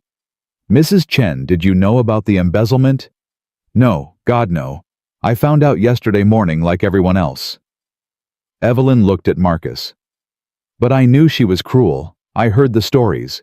Employees being humiliated, people being fired for minor mistakes. I told myself it was just tough management, modern business practices. Her voice broke. I lied to myself because I didn't want to admit what my daughter had become. Marcus came around the desk and knelt beside her chair the same way he'd done with Sharon yesterday. Mrs. Chen, your husband was a good man. He helped my father build something real. That legacy isn't destroyed because Victoria made terrible choices. Evelyn touched his face, tears streaming freely now. You're so much like Richard. He would be so proud of you. I hope so. He is. Evelyn's voice was firm despite the tears. Wherever he is, he's watching you carry on what he started. The right way. After Evelyn left, Marcus stood at the window looking out over Chicago. The city stretched endlessly, filled with people carrying their own burdens, fighting their own battles, trying to survive in systems that often felt designed to break them. Margaret joined him at the window. That was hard to watch. She deserved to say what she needed to say. Do you believe her? That she didn't know about the embezzlement? Marcus thought about it. Yes, Victoria's smart enough to keep her crimes hidden from everyone, including family. Especially family. Margaret checked her watch. Board meeting in 15 minutes. Are you ready? No, but let's do it anyway. The board meeting was tense. 7 members sat around the table. Gerald Hartman, looking exhausted. Patricia Volkov, taking notes furiously. 5 others Marcus barely knew. The empty chair at the head where Victoria used to sit felt like an accusation. Marcus took his father's chair, the one Richard Thompson had occupied for 23 years. It felt too big, too heavy with expectation. Thank you all for coming, Marcus began. I know yesterday was chaotic. Today we need to talk about moving forward. Gerald leaned forward. Marcus, before we begin, I need to formally tender my resignation. I failed in my oversight duties. Victoria's fraud happened on my watch. I should have caught it. Gerald, you're not resigning. I have to. The company needs... The company needs experienced board members who understand we all make mistakes. Marcus's voice was firm. Victoria was sophisticated. She hid her crimes well. You're not responsible for her deception. Patricia spoke up. Marcus is right, Gerald. We all missed it. If you resign, we should all resign. But I was chairman of the audit committee. And you'll strengthen those audits going forward? Marcus interrupted. We're implementing quarterly forensic reviews. Every vendor contract gets verified. Every expense report gets double-checked. We turn this into a learning experience, not a witch hunt. Gerald sank back in his chair, looking both relieved and uncertain. If you're sure. I'm sure. Marcus pulled out a document. We have 3 board vacancies to fill. I'm recommending Rosa Rodriguez for 1 seat. The room went silent. Patricia recovered first. The janitor. The director of facilities who's worked here 19 years and understands this company better than anyone in this room, Marcus corrected. She has institutional knowledge we desperately need. One of the other board members, a silver-haired man named Thomas Bradford, frowned. With all due respect, board service requires financial literacy, strategic planning experience. It requires integrity and perspective, Marcus cut in. Rosa has both. We'll provide training on the technical aspects. But I'm not putting another career board member in that seat who's never done an honest day's work. Patricia smiled slightly. I support the nomination. Gerald nodded. As do I. The vote passed 6-1. Thomas Bradford was the only dissent. Marcus moved to the next agenda item. We're also implementing company-wide changes. Profit sharing for all employees starting next quarter. Full health benefits. Restoration. Overtime approval reinstated. Childcare assistance for working parents. Thomas's frown deepened. That's going to cost millions. 4.7 million annually, Marcus agreed, which is almost exactly what we'll save by eliminating Victoria's phantom vendor contracts and cutting executive compensation back to reasonable levels. You're cutting our compensation. I'm aligning it with company performance and employee welfare. If Sterling succeeds, everyone succeeds, including the board. But we're not profiting while people like Rosa work 40 hours and can't afford rent. Thomas stood abruptly. This is socialism. Your father built this company on capitalist principles. My father built this company on the principle that people deserve dignity, Marcus said quietly. If you disagree with that principle, Thomas, you're welcome to resign. Thomas glared at him for a long moment. Then he sat down. I'm staying. Good. Because I need board members who'll push back when I'm wrong. But I also need board members who remember why this company exists. It's not just to make money. It's to create opportunity. The meeting continued for another hour. By the end, Marcus had outlined the next 6 months of restructuring policy changes and oversight improvements. It was exhausting and exhilarating and terrifying all at once. When the board members finally filed out, Patricia stopped at the door. Your father would be proud, Marcus. That was real leadership. After everyone left, Marcus sat alone in the conference room and let the weight of it settle. He'd just committed Sterling Corporation to millions in new expenses. He'd defended a janitor's appointment to the board. He'd told a wealthy investor to resign if he didn't like it. His phone buzzed. Lisa. Turn on Channel 7, now. Marcus pulled out his phone and found the live stream. A reporter stood outside Sterling Corporation's headquarters with a microphone. Just learned that former CEO Victoria Chen has been denied bail. Prosecutors argued she's a flight risk due to offshore accounts and international connections. Chen broke down in court, claiming she's being unfairly targeted by Marcus Thompson, who she says orchestrated her downfall as revenge for personal slights. The camera cut to footage from the courthouse. Victoria, in an orange jumpsuit, hands cuffed, being led away by marshals. She was crying, makeup smeared nothing like the polished executive who'd thrown water on him 3 days ago. Marcus felt something twist in his gut. Not sympathy she'd earned her consequences, but something else. The recognition that destroying someone, even someone who deserved it, left marks on everyone involved. The reporter continued. Thompson, who worked undercover as a janitor for 18 months, has not commented publicly on Chen's arrest. Employees we spoke with had mixed reactions. The screen showed Rosa Rodriguez standing outside the building, looking uncomfortable under the camera's attention. Mr. Thompson did what needed doing. Victoria hurt a lot of people. Someone had to stop her. Then Kevin Torres appeared. Marcus gave me a chance when Victoria wouldn't. He saw potential in people she dismissed. That's leadership. But then another employee Marcus didn't recognize spoke. I don't know. It feels like he let us suffer just so he could play hero. If he owned the company the whole time, why didn't he stop Victoria sooner? Marcus's chest tightened. The question he'd been asking himself since the beginning. Why did he wait? Was it really about evidence and strategy? Or was it about pride, about proving he was better than Victoria by letting her destroy herself publicly? His phone rang. Margaret, are you watching the news? Unfortunately. We need to address the criticism. Some employees are questioning your motives. If we don't get ahead of this narrative, no, Marcus said firmly. I'm not going to defend my decisions to the media. The employees who were hurt deserve answers, but I'll give them those answers directly, not through television cameras. Marcus, your reputation. My reputation is the least important thing right now. Rebuilding trust is what matters. He paused. Schedule another all-hands meeting for tomorrow morning. I'll address the concerns then. After Margaret hung up, Marcus sat in the conference room as afternoon light faded into evening.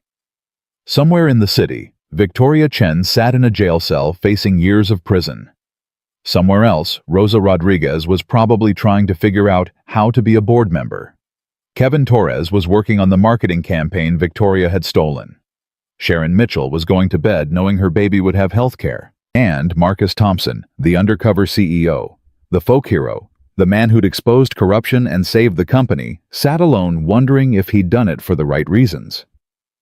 His phone buzzed again. This time, it was Maya FaceTiming from Lisa's house. Her face filled the screen, chocolate ice cream smeared on her cheek. Daddy, you forgot about ice cream. Marcus's heart stopped. He'd completely forgotten to pick her up from school. Baby, I'm so sorry. I got caught up at work and... It's okay. Aunt Lisa got me chocolate anyway. See? She held up a nearly empty bowl. Marcus felt tears burn behind his eyes. I promised you I'd be there. You're here now, Maya said simply. That's what matters. Are you still being brave? Marcus looked at his daughter's face on the screen. Innocent, trusting, believing in him completely despite his failures. I'm trying, baby girl. Some days it's harder than others. That's when you need me to cheer for you. She raised both arms like the stick figure in her drawing. I'm cheering, Daddy. Can you feel it? Marcus smiled through the tears he refused to let fall. I can feel it, Maya. Thank you. After they hung up, Marcus packed up his briefcase and headed for the elevator. Tomorrow he'd face 400 employees and answer the questions he wasn't sure he had good answers for. Tomorrow, he'd keep rebuilding what Victoria had broken. Tomorrow he'd try to prove he deserved the faith people were placing in him. But tonight, he drove to Lisa's house, picked up his daughter, and took her for a second helping of chocolate ice cream. Because some promises mattered more than board meetings and reputation management, and proving he was worthy of his father's legacy. Some promises were just about being a father who showed up. The ice cream shop was nearly empty at 8 p.m. on a Tuesday. Marcus sat across from Maya in a corner booth while she demolished her second bowl of chocolate ice cream with the focused determination of someone who'd been promised something and intended to collect every bit of it. Aunt Lisa said you were on TV again, Maya said between bites. She wouldn't let me watch it, though. That's probably for the best. Why are people saying mean things about you? Marcus hesitated. He'd spent 18 months lying by omission, pretending to be someone he wasn't. He didn't want to lie to his daughter, too. Some people are asking questions about why I waited so long to stop the mean lady. They think maybe I should have done it sooner. Maya considered this seriously, spoon halfway to her mouth. Were they there when you were watching? No. Then how do they know what you should have done? She ate the spoonful of ice cream. Seems like they're just guessing. Marcus smiled despite the weight in his chest. When did you get so wise? I'm 8. I know lots of things. She scraped the bottom of her bowl. Daddy, can I ask you something? Anything. Are you going to keep being invisible now, or are you going to be the king? The question landed harder than Marcus expected. What do you mean? Maya set down her spoon and looked at him with those impossibly perceptive eyes that reminded him so much of her mother. When you were invisible, you could see everything, but nobody could see you. Now everybody sees you, so what are you going to do? Marcus reached across the table and took her small hand in his. I'm going to try to be both, see everything and let people see me. Think that's possible? I don't know, but you're pretty good at hard things. They drove home to the Bennett villa together. Marcus had spent the afternoon having his and Maya's belongings moved from the apartment. As they pulled through the gates, Maya pressed her face against the window. This is where we're living now. This is home. Your grandfather built it. It's really big. It is, but it's just a house, baby. What makes it home is us being in it. Grace met them at the door, already prepared with warm cookies and milk. She showed Maya to her new bedroom 3 times the size of her old one, with a window seat overlooking the garden and built-in bookshelves waiting to be filled. Maya turned in a slow circle, taking it all in. Daddy, there's so much space. You can decorate it however you want. We'll go shopping this weekend. After Maya was asleep, Marcus stood in his father's study and pulled out the letter Richard had left him. He'd read it a dozen times since his father's death, but tonight he needed to hear his father's voice again. Marcus, if you're reading this, I'm gone. I'm sorry I didn't get to see the man you'll become, but I know you'll be someone who makes me proud. The company I'm leaving you isn't just buildings and profit margins, it's people. 400 families depending on us to do right by them. Don't ever forget that every decision you make echoes into their lives. Be fair, be honest, be willing to get your hands dirty understanding their work. And most importantly, be the kind of leader people trust, not because you demand it, but because you've earned it. I love you, son. Build something worth remembering. Marcus folded the letter carefully and placed it back in the desk drawer. Then he pulled out a legal pad and started writing notes for tomorrow's all-hands meeting. The morning came too quickly. Marcus dropped Maya at school. Her excitement about her new bedroom had carried through breakfast and arrived at Sterling Corporation by 7 a.m. The parking lot was already full. Word had spread that he was addressing the company again, and people had come early. Kelly greeted him with coffee and a nervous smile. The auditorium is packed. People are standing in the back. Some brought their own chairs. How many? Over 400, almost full attendance. Marcus felt his stomach tighten. All right, let's do this. Margaret met him outside the auditorium doors. I've prepared talking points addressing the criticism. Ways to frame your decision to work undercover as strategic, rather than, I'm not using talking points, Margaret. Marcus, you need to control the narrative. No, I need to tell the truth. He squeezed her shoulder. Trust me. The auditorium fell silent when Marcus walked through the doors. Every seat was filled. People lined the walls. Some sat on the floor near the stage. All eyes followed him as he made his way down the aisle. He climbed the stairs and stood at the podium without notes. Just him and 400 people who deserved honesty. Thank you for coming, Marcus began. I know some of you are angry. I know some of you feel betrayed. I know some of you are questioning whether I did the right thing and whether I did it for the right reasons. He paused. Those are fair questions. I want to answer them. He stepped away from the podium, moving to the front of the stage, so nothing stood between him and the employees. When my father died 18 months ago, I inherited this company. I was 28 years old. I had a degree, but no real experience. I knew how to read financial reports, but I'd never mopped a floor, or emptied a trash can, or worked a shift that left my back aching and my hands raw. His voice was steady, but unguarded. I was terrified of failing, of destroying what my father built. So I made a decision that seemed logical at the time. I would work among you to understand what I'd inherited before I tried to lead it. A woman in the third row, Marcus recognized her as someone from accounting, raised her hand. He nodded at her. "Why didn't you stop Victoria sooner? If you saw what she was doing, why let it continue?" Marcus took a breath. "Because I convinced myself that documentation and evidence were more important than immediate action. I told myself that if I fired her without proof, she'd sue the company and walk away wealthy.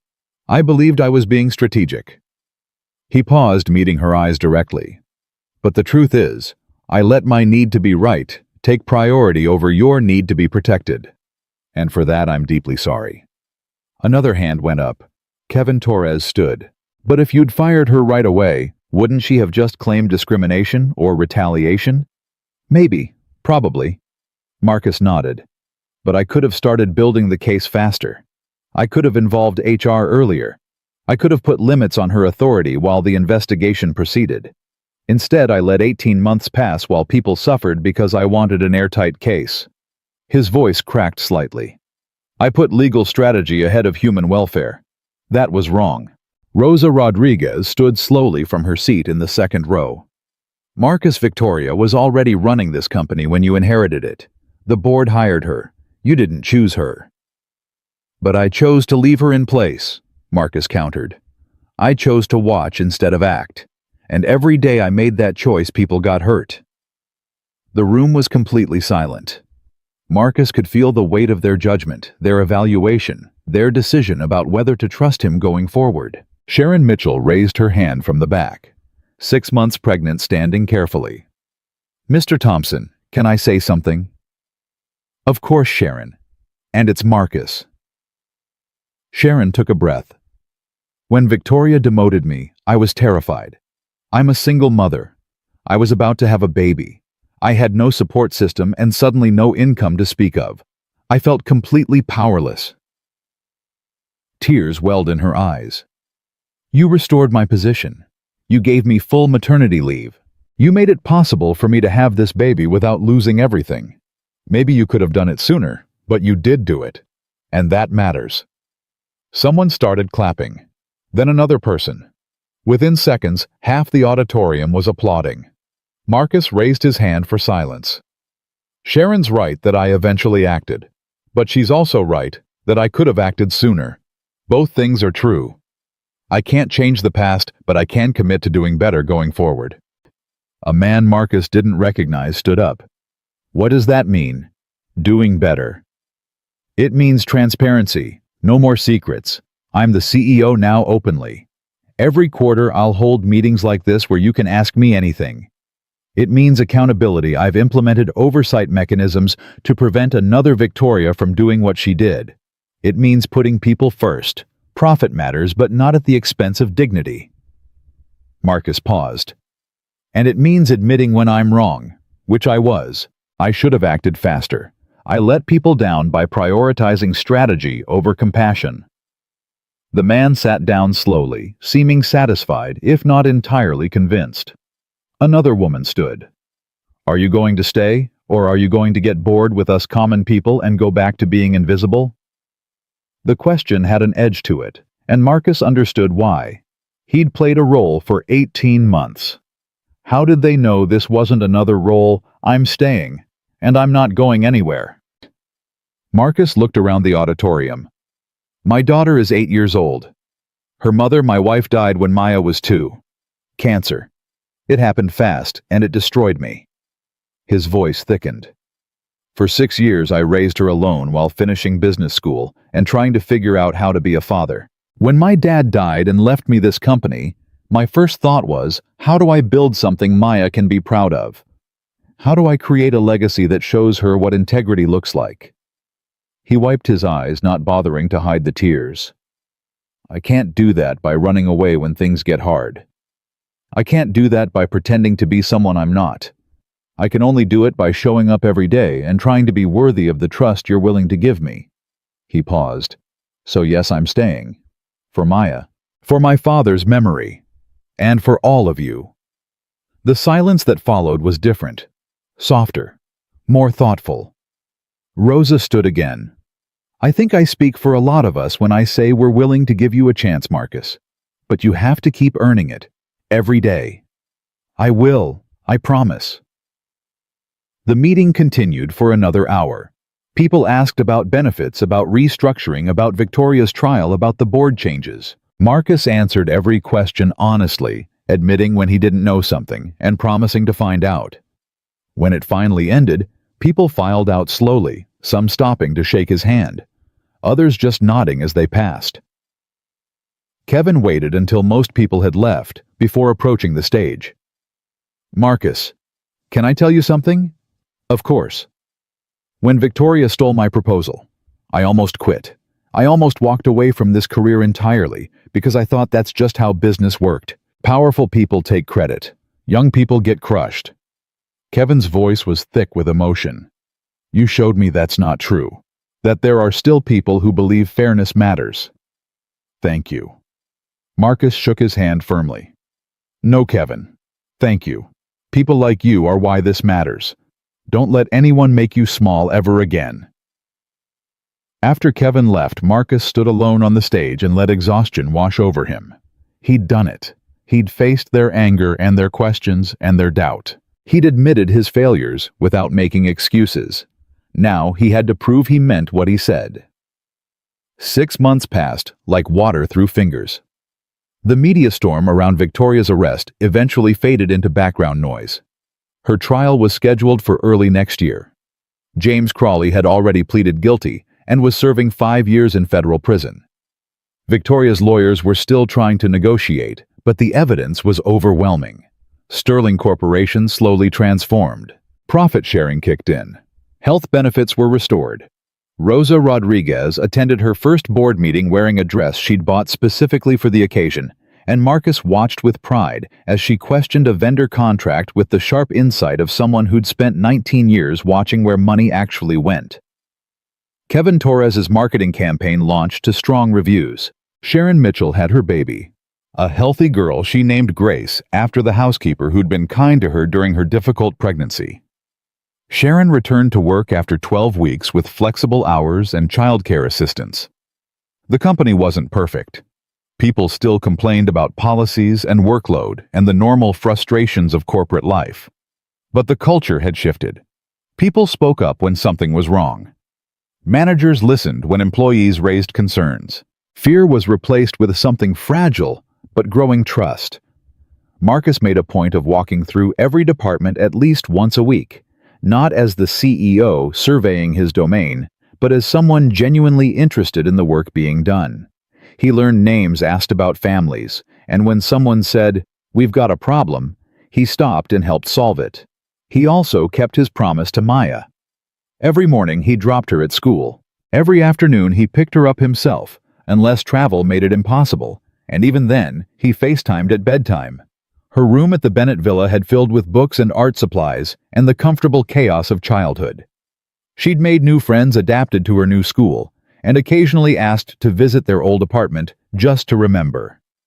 On a Thursday evening in late November, Marcus sat in his office reviewing quarterly reports when Margaret knocked on the door. "Got a minute?" "Always. Come in." Margaret sat down with a satisfied smile. "The SEC just closed their investigation. They're recommending Victoria face maximum penalties. Between the federal charges and the civil suits from shareholders, she's looking at 7 to 10 years and complete financial ruin." Marcus felt something complicated twist in his chest. "How does that make you feel?" Honestly relieved. She hurt a lot of people, Marcus. Consequences matter. They do. Marcus set down his pen. "I saw Evelyn Chen last week. She's moved to Arizona to live with her sister. Says she can't stay in Chicago with the shame of what Victoria did." "That's sad." "It is. But she also said something that stuck with me. She said sometimes the hardest part of love is accepting that you can't save people from themselves." Marcus looked out the window at the city lights. Victoria had every opportunity to do things differently. She chose cruelty. That's on her, not us. Margaret stood to leave, then paused. Your father would be incredibly proud of you, Marcus. You've turned this company into something that honors his legacy while making it your own. After Margaret left, Marcus pulled out his phone and scrolled to Maya's contact. She was at Lisa's house tonight, a regular Thursday arrangement that gave Marcus time to work late when needed. He typed, "Love you, baby girl. See you in the morning." 3 dots appeared. Then love you, Infinity Daddy. Are you still being brave? Marcus smiled and typed back. Every single day. The next morning, Marcus arrived at Sterling Corporation to find Rosa waiting outside his office with a woman he didn't recognize, late 30s professional, but nervous looking. Marcus, this is Jennifer Walsh. She's been working in facilities for 3 months. She came to me this morning with something you need to hear. Marcus invited them both into his office. Jennifer sat on the edge of her chair, hands clasped tight. Mr. Thompson, I don't want to cause trouble, but there's a supervisor in my department, Frank Morrison, who's been treating people the way Victoria did. Yelling at them, making them work through breaks, threatening to fire anyone who complains. Marcus felt ice run through his veins. How long has this been going on? Since before I started. People are scared to say anything because Frank's been here 15 years and they think he's protected. He's not. Marcus turned to Rosa. Did you know about this? Rosa shook her head. Jennifer came to me first thing this morning. I brought her straight to you. Marcus looked at Jennifer directly. Thank you for telling me. I know that took courage. Will you file a formal complaint with HR, and will others who've experienced this do the same? Jennifer nodded. If you promise we won't be retaliated against. You have my word. And Jennifer, you did the right thing. This is exactly what we're building, a place where people can speak up without fear. After Jennifer left, Rosa stayed behind. You're going to fire Frank, aren't you? I'm going to investigate thoroughly. But if the complaints are substantiated, yes. Immediately. Marcus ran his hand over his face. I thought we'd fix this. I thought people understood the culture we're building. Culture takes time, Marcus. You've been CEO for 6 months. Some people still think the old ways work. Rosa touched his shoulder. But you catching it now, dealing with it quickly, that's how you prove the culture is real. Marcus spent the rest of the day meeting with HR, reviewing Frank Morrison's file, and speaking confidentially with other facilities employees. By late afternoon, the picture was clear. Frank had been a problem for years, but under Victoria's regime, his bullying had been ignored because his department met its numbers. Marcus called Frank into his office at 4 p.m. The man walked in with defensive arrogance, arms crossed.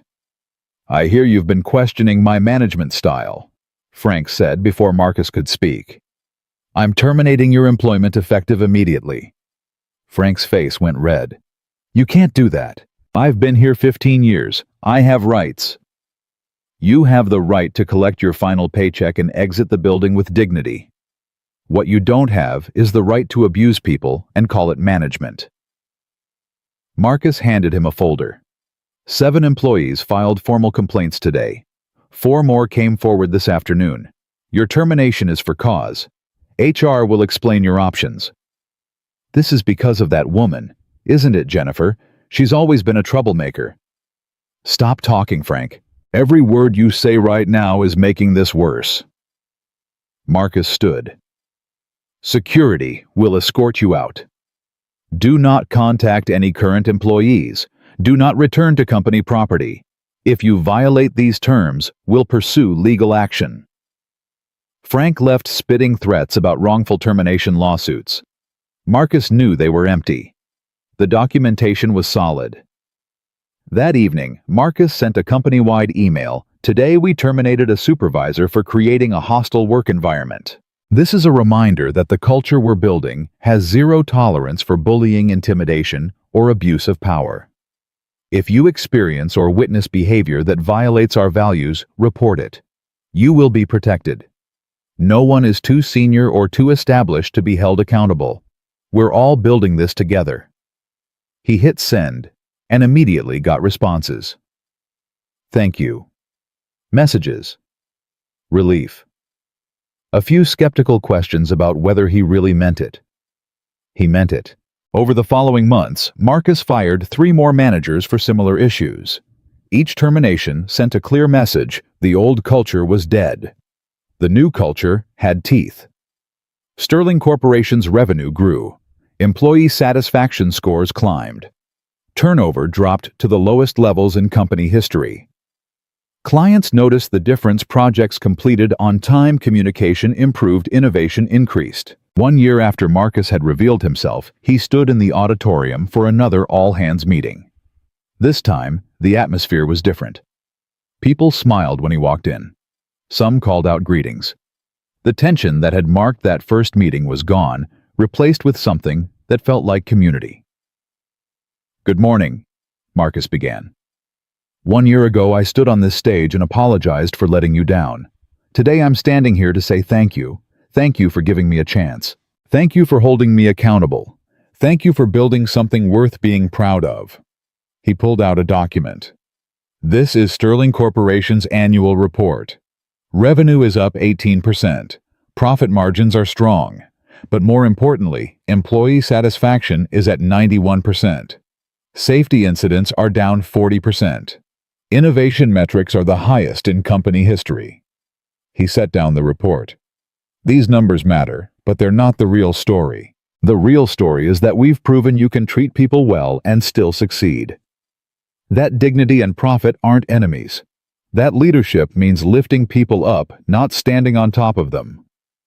Rosa stood and started clapping. Within seconds, the entire auditorium was on its feet. Marcus raised his hand for quiet. "I want to share something. My daughter Maya is 9 now. Last week her teacher asked the class what their parents did for work. Maya told her class, 'My daddy owns a company, but he used to be a janitor, so he would understand the people who really make things work.'" His voice cracked. "That's the legacy I want to leave. Not that I was rich or successful, but that I understood what mattered." He stepped away from the podium. "My father used to say, the measure of a man is how he treats people who can't fight back. Victoria Chen failed that test. I almost did too by waiting too long to stop her. But together we've built something that passes that test every single day. And that's worth more than any profit margin." The applause followed him out of the auditorium and through the hallways. As Marcus rode the elevator back to his office, he thought about the journey from secret janitor to public CEO, from hidden observer to accountable leader, from man terrified of failing his father's legacy to man building his own. His phone buzzed. Maya texting from school. "Daddy, I told my teacher about you being brave. She said you sound like a hero." "Are you a hero?" Marcus smiled and typed back, "No, baby. I'm just someone who learned that the hardest part of being a leader is admitting when you're wrong and doing better. That's not heroic. That's just being human." 3 dots. "Then I think that is heroic." Marcus pocketed his phone and looked out over Chicago from his office window. Somewhere in this city, Victoria Chen sat in a jail cell awaiting trial. Somewhere else, Rosa Rodriguez was attending a board meeting as an equal voice at the table. Kevin Torres was leading a marketing team. Sharon Mitchell was raising her daughter while building her career. 400 employees were going home to families they could support because someone had finally decided their dignity mattered as much as the bottom line. And Marcus Thompson, the man who'd spent 18 months invisible so he could finally learn to see, stood in his father's office and understood something fundamental. Real leadership wasn't about being perfect or fearless or always right. It was about showing up every day, admitting your mistakes, protecting the people who depended on you, and building something worth more than money. It was about being brave enough to be human. And that was a legacy worth remembering.